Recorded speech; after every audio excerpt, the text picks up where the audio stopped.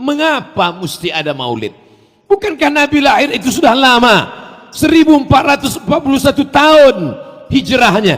Maka kalau dihitung maulidnya 15 abad sudah berlalu. Maka kalau kita mundur sejenak ke belakang, kemarin pada tanggal 10 Muharram kita berpuasa, menahan makan, menahan minum. Kalau ditanya mengapa puasa 10 Muharram, semua orang akan menjawab, karena 10 Muharram Allah menenggelamkan Fir'aun dan menyelamatkan Musa alaihissalam. Maka pertanyaan yang sama dapat kita balik. Bukankah 3000 tahun yang lalu Musa diselamatkan dan Fir'aun ditenggelamkan? Mengapa tetap diulang tahun 2019, 2020, umur panjang, badan sehat, pada saat 10 Muharram diulang lagi berpuasa, 2021 diulang lagi berpuasa? Mengapa tiap tahun diulangi? Itulah jawaban Al-Hafiz Ibnu Hajar Al-Asqalani, bahwa boleh mengulang momen yang sama pada saat peristiwa yang sama, walaupun terjadi satu kali, maka dicari tanggalnya, diulang terus menerus. Kenapa demikian? Karena orang yang mensyukuri nikmat Allah saat Musa selamat ditenggelamkan Fir'aun, bersyukur dengan menahan makan dan minum. Tapi ada nikmat yang lebih besar daripada nikmat tenggelamnya Fir'aun. Ada nikmat yang lebih besar daripada nikmat selamatnya Musa. Apakah nikmat itu? Nikmat kedatangan Nabiyuna wa Syafi'una wa Maulana Muhammad sallallahu alaihi wasallam. Yang keempat, wa dzakkirhum bi ayyamillah. Ingatkanlah mereka dengan ayyamillah, hari-hari Allah. Tapi kata Imam, seorang ulama besar yang diagungkan dan dimuliakan, menafsirkan ayyamillah bukan hari-hari Allah, bukan Senin, Selasa, Rabu, Kamis dan Jumat. Ayyamillah maknanya adalah bini'amillah. Maka ingatkan umat ini dengan nikmat sehat, ingatkan umat ini dengan nikmat umur panjang, ingatkan umat ini dengan nikmat keutamaan iman dan Islam. Tapi nikmat iman Islam itu kita dapat dari mana kalau bukan dari Dia yang datang diutus Allah di akhir zaman?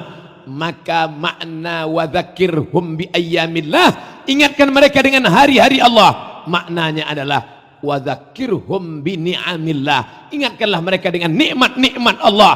Wa in ta'uddu ni'matallahi la tuhsuha. Kalau kamu mau hitung nikmat Allah ini, tak dapat kamu hitung.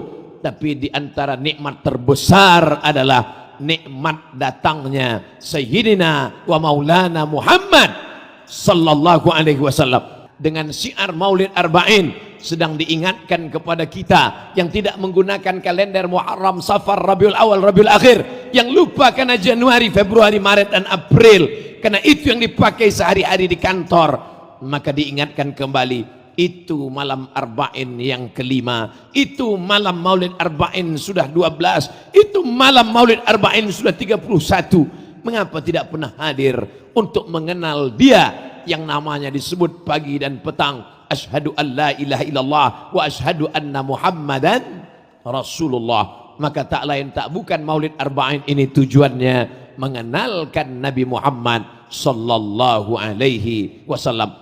Ketika Allah subhanahu wa ta'ala bercerita tentang doa Nabi Adam alaihi salam, ketika Adam berdoa, doa paling tua kita hafal dan kita baca setiap selesai salat, Rabbana zalamna anfusana wa illam taghfir lana wa tarhamna lanakunanna minal khasirin.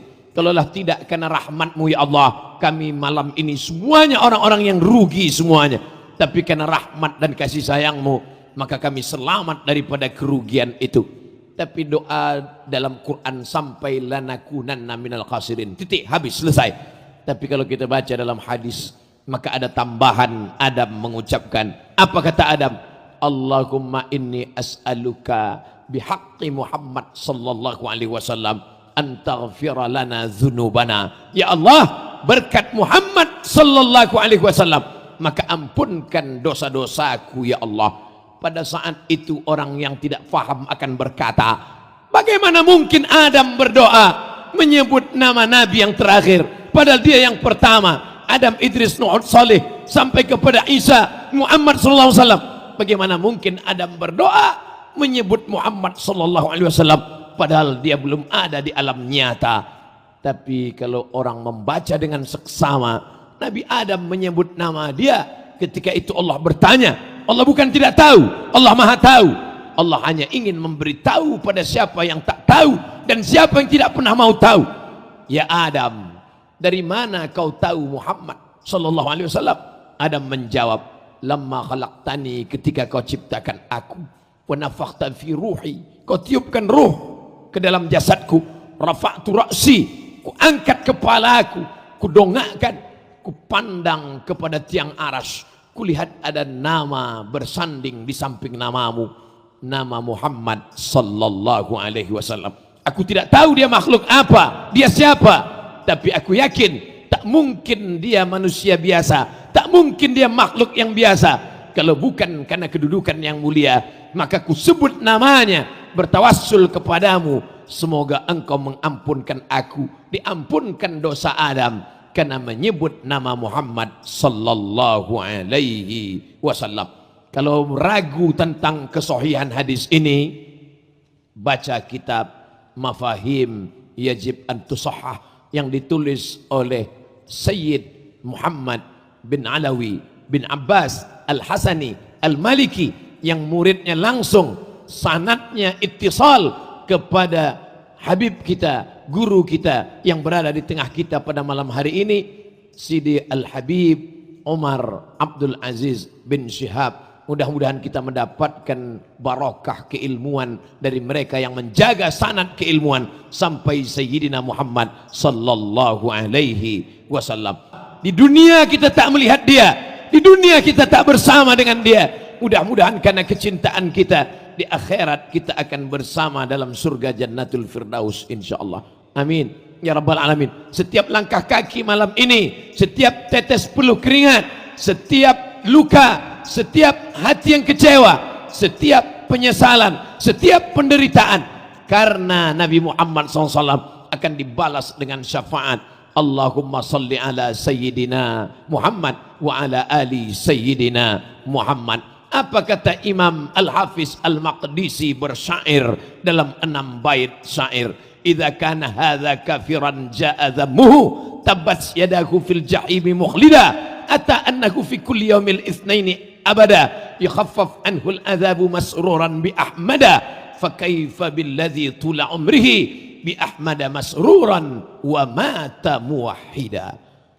Idza kana hadza kafiran ja'a dhammuhu, kalau si Abu Lahab yang sudah dijamin masuk neraka, tabbat yadahu fil jahimi mukhlida, kekal selamanya dia dalam api neraka jahanam.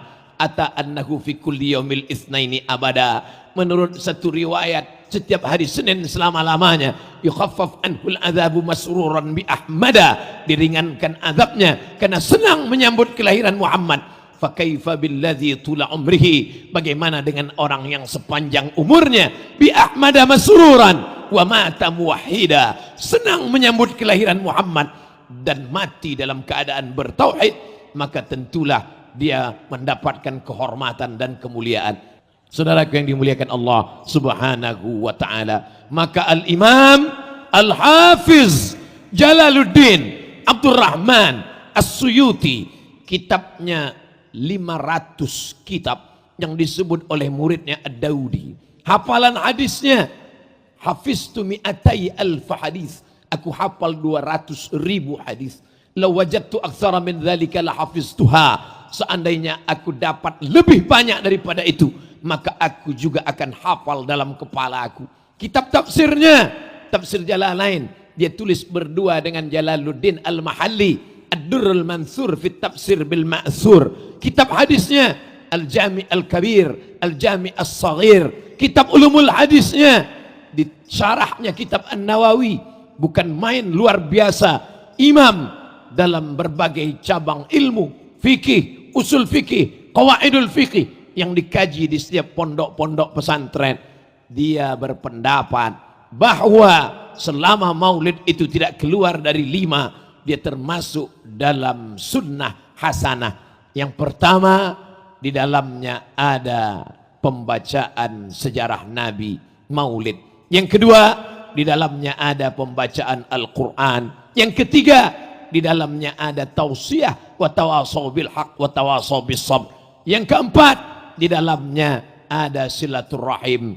Dan yang kelima, di dalamnya ada makanan. Maka kalau 5 unsur ini ada, dia adalah maulid yang diridhai Allah Subhanahu wa taala. Begitu kata Al-Hafiz Jalaluddin Abdurrahman As-Suyuti dalam kitab Al-Hawi lil Fatawi. Hafalan hadisnya 200.000 hadis, kitabnya 500 kitab. Dia memuji-muji maulid. Tiba-tiba ada orang yang hafal 3 hadis, itu pun kalau laptopnya hidup, membid'ahkan maulid, menyalahkan maulid, mendolalkan maulid. Maka saya bukan mengajak kepada pemahaman, saya bukan mengajak pada satu qaul pendapat, saya hanya sedang bercerita. Yang mau ikut Ustadz laptop silakan, yang mau ikut Ustadz Google, Ustadz YouTube silakan, tapi yang mau ikut Jalaluddin Abdurrahman As-Suyuti, maka saya termasuk yang mengikut pendapat As-Suyuti, pendapat Jalaluddin Al-Mahalli, pendapat Imam Ibnu Hajar Al-Asqalani. Mudah-mudahan kita semua termasuk yang akan selamat bersama Imam Jalaluddin As-Suyuti, Al-Imam Al-Hafiz Ibnu Hajar Al-Asqalani, Al-Hafiz Al-Maqdisi, dan para ulama Ahlus Sunnah wal Jamaah insyaallah. Amin ya Rabbal Alamin.